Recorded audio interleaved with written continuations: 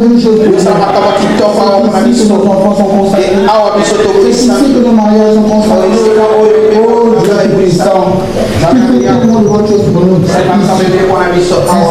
oh Dieu, que tu sois loué pour ce privilège. Et quand nous l'attendons, Seigneur, nous avons de profiter de cette grâce. Afin que cette grâce nous emmène, oh Dieu, à devenir des fils et des filles de Dieu. Des gens taillés selon ce message. Des gens ayant la forme, l'odeur ou la senteur du message. Les gens dont on n'aura plus besoin de parler. Nous n'aurons plus besoin de parler. Mais ce que ton prophète Paul a dit, c'est nous qui allons parler par nos vies. Que tu fasses de nous des épîtres lues, vues des hommes. Seigneur Jésus-Christ, que tu nous donnes une vie surnaturelle. Une vie au-delà de la vie de l'homme. Au-delà de la vie de l'Odyssée. Seigneur, aussi vrai que ton message est puissant. Nous croyons que nous aurons la vie de ce message. Parce qu'il est écrit que chaque sémence se reproduit selon son esprit. Et ta parole est une sémence. Et ce message est une sémence. Seigneur, nous n'avons pas reçu le message de Luther. Nous n'avons pas reçu le message de Colomba. Mais nous avons reçu le message envoyé par Frère Branham. Et nous voudrions, Seigneur, que ce message, que Frère Branham lui-même a vécu, nous aussi le vivons par ta grâce. Accorde-nous. Nous couvrons de ton sang. Alors nous bénissons ce soir. Mets-nous de côté. Et parle-nous au travers des vases que tu as prédestiné pour le faire. Gloire à ton Seigneur. Bénis son route. Bénis les efforts qui ont été réunis pour que ce culte se tienne. Et que toutes les puissances des ténèbres, au nom du Seigneur Jésus-Christ, se taisent. Et soient hors de ce lieu. Parce que ici est le trône de Dieu. Le grand Jéhovah descend au milieu de nous. Pour sa parole. Il a dit là où 12 3 personnes. Nous son nom. Il serait parlé. Et nous t'attendons. Avec tous tes dons. Au nom du Seigneur Jésus-Christ. Amen. Vous pouvez vous lever. Je suis dans la joie quand on me dit allons à la maison de l'Éternel. Nos pieds s'arrêtent dans tes portes. Jérusalem, tu es bâti comme une ville dont les parties sont liées ensemble. C'est là que montent les tribus de l'Éternel, selon la loi d'Israël. Pour louer le nom de l'Éternel. Car là sont les trônes de la justice, les trônes de la maison de David. Demandez la paix de Jérusalem. J'espère que nous allons le faire. Demandons la paix de l'Église. Demandons la paix pour l'œuvre de Dieu. De Jérémie, je pense. Le prophète Jérémie disait aux gens, priez pour la ville là où vous allez. Parce que votre paix, votre bonheur, en dépend. Si là-bas il y a des troubles, si là-bas il y a des problèmes, vous ne pouvez pas normalement adorer votre Dieu. Demandez la paix de Jérusalem. Que ceux qui t'aiment jouissent du repos.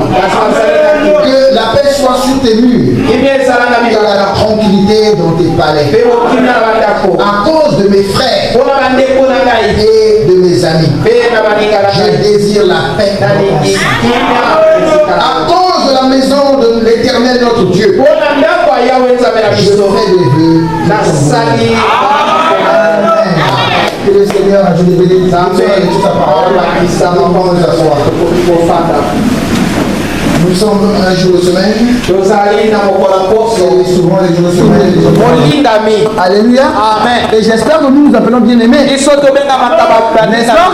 Et si nous nous appelons bien-aimés, certainement que Dieu aussi doit nous appeler bien-aimés.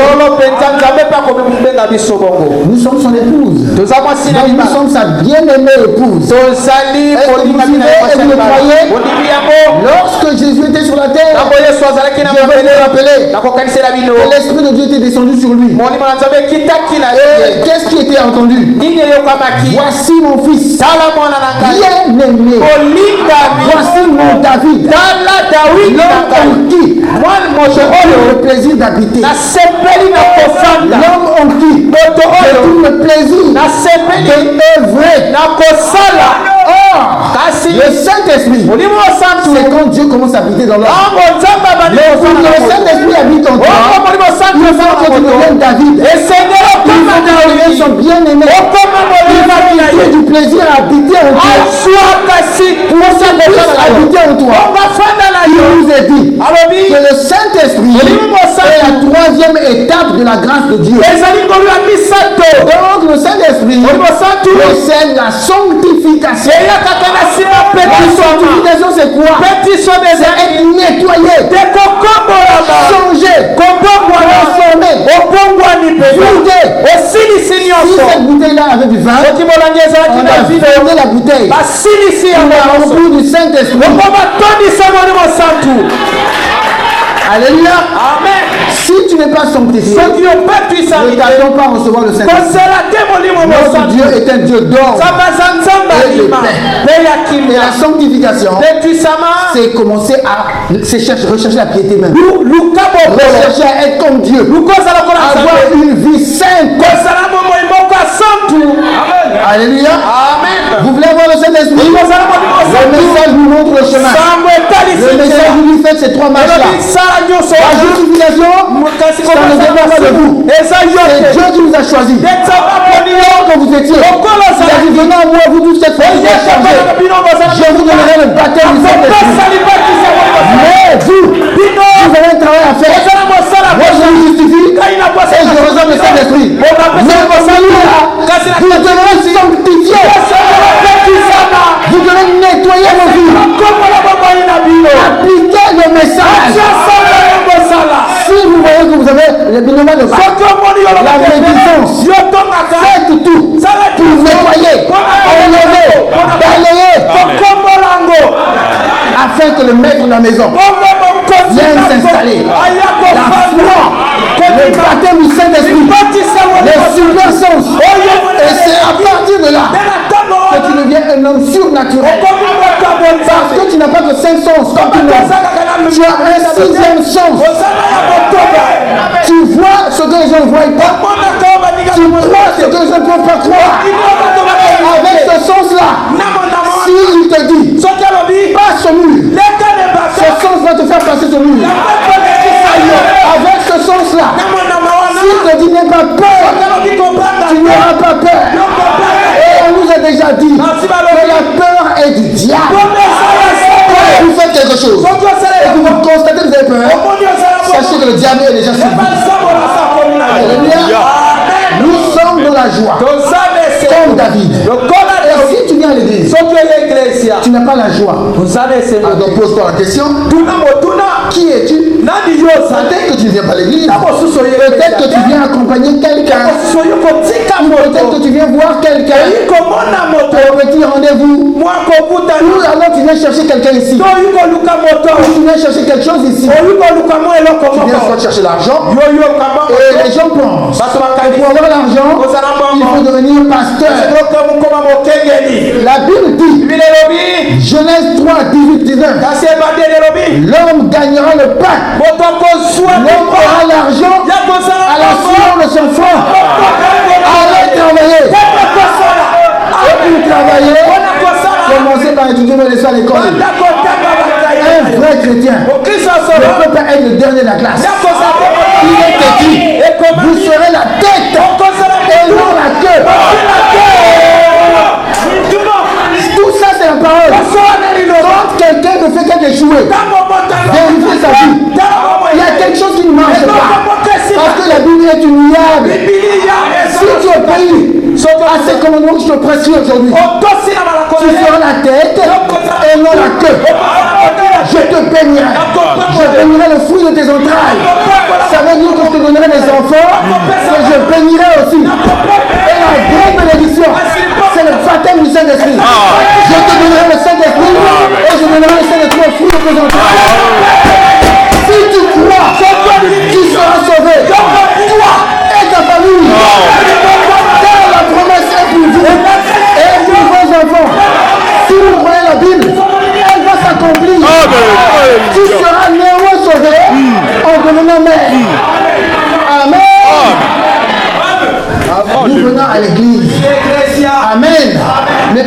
nous venons à l'église. Alléluia. Aujourd'hui, nous voulons essayer de prendre un sujet sur l'ordre de l'église. Parce que frère Branham nous a appris, je ne vais pas le lire, je vais beaucoup lire aujourd'hui. Mais tout ce qui me viendra, je ne vais pas préparer pour je vais vous le rappeler. Dans le super sens, frère Branham nous disait qu'à la fin de l'année financière, les offices tombent. Combien s'en souviennent? Et combien le croient? Amen. Et nous devons croire le prophète. Les offices tombent. Et malgré l'épreuve, nous avons voulu obéir à la parole de Dieu. Nous n'avons pas voulu raisonner. Dire à Dieu, Dieu nous sommes éprouvés. Tu comprendras. Non. Lui connaît sa parole. Amen. Et Dieu nous conduit par l'ancien. Ce n'est pas à tout le monde de dire, ah, mais qu'est-ce que vous faites ici? Vous priez, vous consacrez-vous à Dieu. Ce n'est pas au doigt, ce n'est pas à l'orteil de mettre la nourriture dans la bouche. N'est-ce pas? Mais l'orteil va souhaiter que le doigt ou la main mette la nourriture dans la bouche. Chacun fait son petit mix. Alléluia. Donc les offices tombent. Nous le savons tous. Amen. Et nous voulons remettre en place nos offices. Quoi que ce soit 6 mois après, nous voulons remettre en place les offices. Parce que nous voulons être en ordre avec la parole. Alléluia.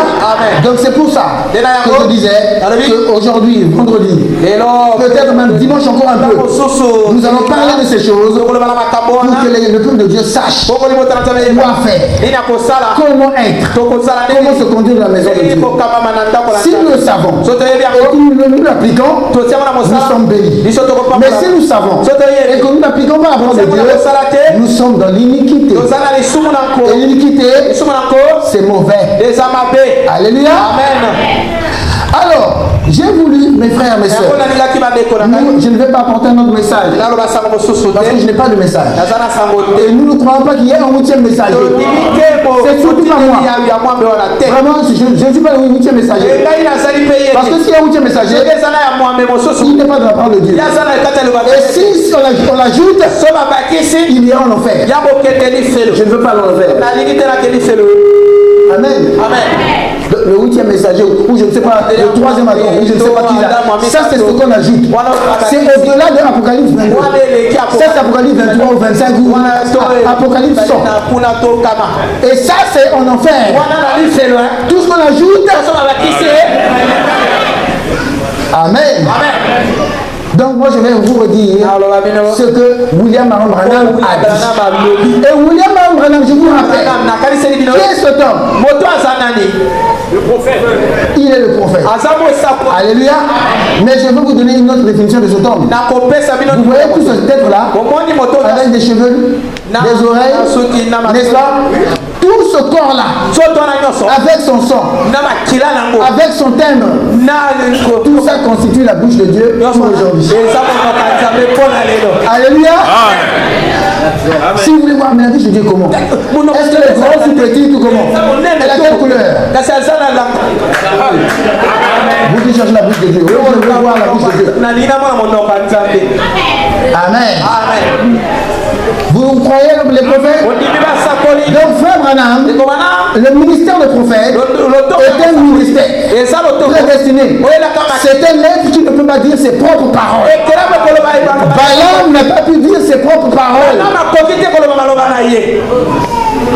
Et Esaïe a dit une chose qui paraissait insensée. Une vierge concevra. Tu as vu ça où? Mon gondo. C'est ça pour mon mode. Amen. Alléluia. Amen. Vous avez déjà vu une vierge en concevoir? Mais c'est la bouche de Dieu. Esaïe, démontre-nous. Explique-nous ça. Excusez-moi. Un docteur viendra vous dire ça.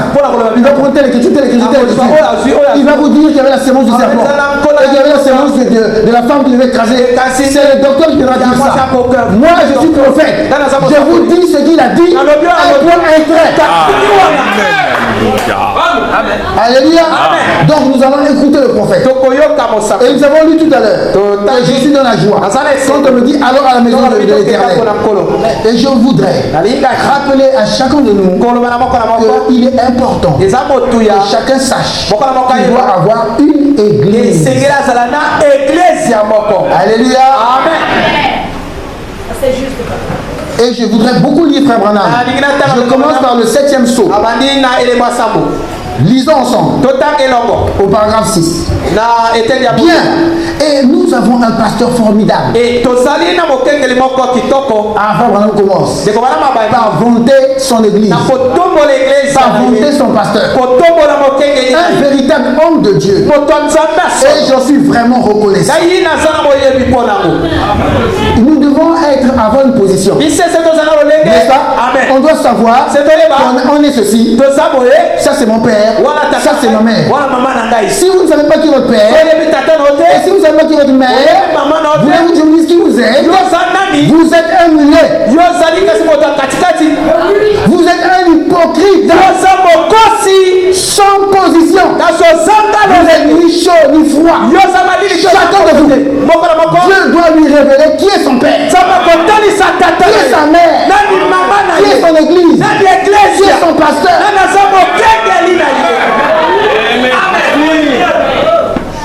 Tant que vous êtes dans cette position-là, il y a quelque chose qui marche. Vous êtes encore ballotté. Vous avez encore une autre nature. Est-ce que vous me suivez? Vous devez prier Dieu qui vous le révèle. Si vous vous rappelez cette vision d'il y a un an, alors que de la nourriture était emmagasinée dans ce lieu, et c'est tout à fait exact, et nous sommes en bon point, nous avons tout arrangé là pour que ce lieu puisse convenir aux classes de l'école du dimanche de tous les âges. Et nous sommes vraiment très reconnaissants de pouvoir en bénéficier. À un certain moment, des gens avaient exprimé le désir d'avoir des classes de l'école du dimanche où ils pourraient envoyer leurs enfants. Maintenant, vous, ils les ont maintenant. Alors là, alors venez donc, soyez des nôtres. Si vous n'avez pas d'église locale, si vous n'avez pas d'église locale, on dit soyez des nôtres. On dit soyez des nôtres. Si vous n'avez pas une église locale, mais si vous avez une église, allez à votre église. Naturellement, si vous avez une bonne église que vous fréquentez, il précise, si vous avez eu que vous fréquentez, quand vous fréquentez, c'est un endroit où on est souvent. Donc si vous avez une église, ça doit être l'endroit où vous êtes. Et si vous je ne vais pas balloter. Est-ce que vous suivez?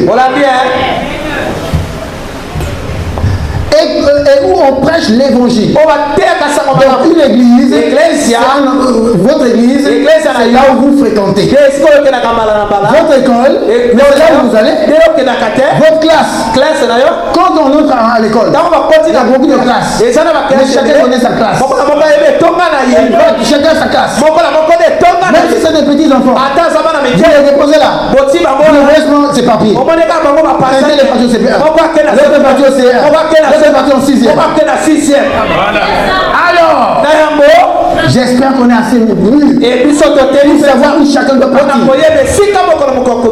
Qu'il pleuve, qu'il neige, vous le déposez dans la cour, il prend la direction de sa classe. Il y a épreuve, il n'y a pas d'épreuve, il y a le soleil, il connaît la direction de sa classe. Voilà quelqu'un qui a une position.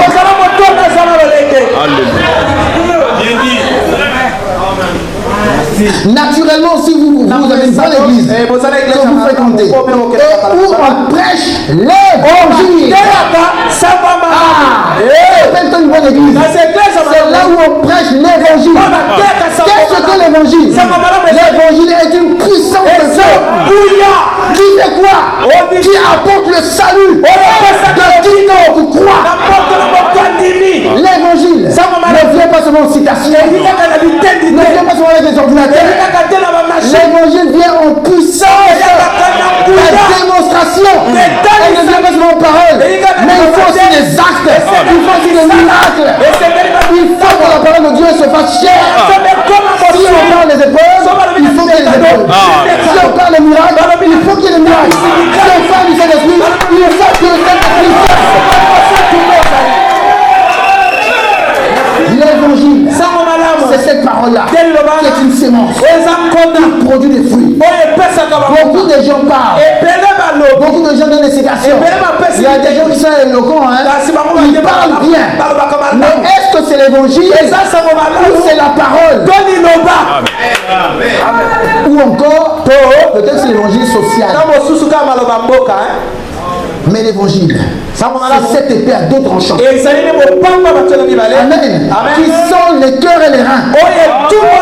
Je n'étais pas avec vous, mais l'évangile va venir dire ce qui est dans votre sang.